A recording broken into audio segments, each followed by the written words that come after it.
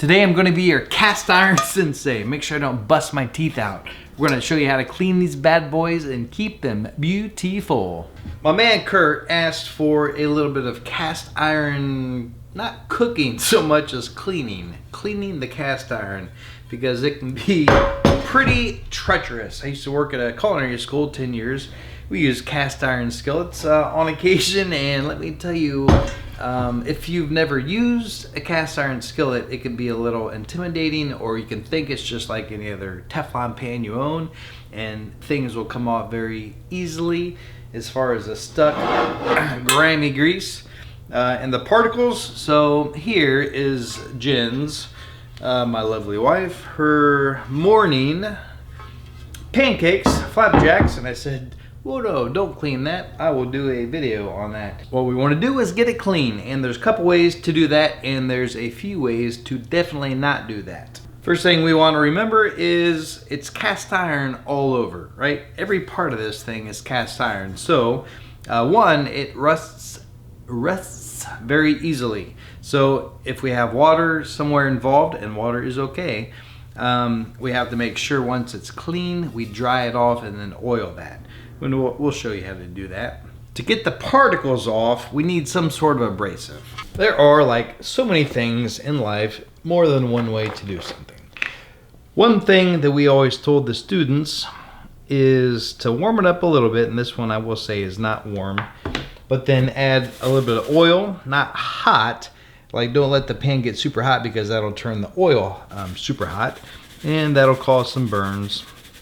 This one, a little kosher salt. You want that coarse grain salt.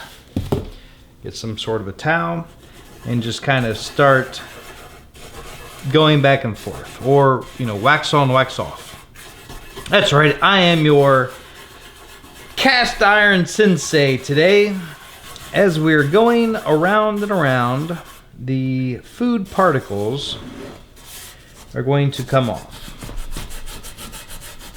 So yes, it takes some time, it takes a little bit of effort, but this is one of the cleanest and safest ways to clean the cast iron.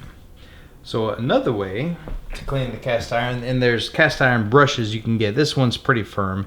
This one's not meant for cast iron, but it will work for the purpose of the demonstration, because the bristles they're pretty firm. Here is a super firm, bits and pieces. This will actually clean us up a little bit better. I want to take some of that oil down here, go back and forth with the brush. We're going to see we have a nice clean surface there.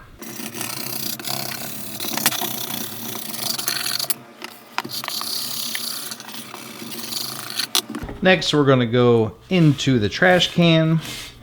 We don't want to go down the drain because of the oil. Let me just say that I am one of the people who I'm totally fine getting water on there. And you'll hear definitely never any soap. I'm okay putting soap. This one, we're never going to do this, right? There becomes, get off there. There becomes the good part about cast iron, this is me talking with my hands. A good thing about cast iron is it creates the seasoning, which it really does become that non-stick surface. But there's a few things you need to know to make sure that it is, becomes non-stick and stays non-stick. Because I want to show you how to dry it, I'm going to get it wet. So this one, that my horrible looking, shrapnel of a sponge, that one I will put on here. I'm not putting a whole bunch of pressure, but like the brush, it just gives it a little bit, of something that it allows that stuff, that gunk, to come off. We're still wet. I'm going to put the heat on a little bit. Grab another towel, start drying it off. Again, the cast iron, it will rust almost immediately. If the water's left on for, I'd say even sometimes less than an hour, you'll come back and there will be rust. We do not want our cast iron to turn rusty, right? Backside, so I don't ever really use the grill side. You can see this has become, pretty heat scorched, which is fine, but now I'm just making sure there's no water back here. After we're clean and dry, we want to go on with a little bit of oil. Definitely doesn't need that much. I want to turn the heat off because I dried it more with my hands than the heat. But once the cast iron is clean, once it is dried, that's when everybody gets oiled to protect the finish. It's a gorgeous thing. We're clean, right? We're dry, we're oiled, everything worked out. Hopefully, if you have a cast iron that is destroyed, you'll be able to work that away. The salt and oil and sitting down for a few minutes and do the wax on, wax off, that will lift quite a bit. And then go ahead and rinse off the residuals.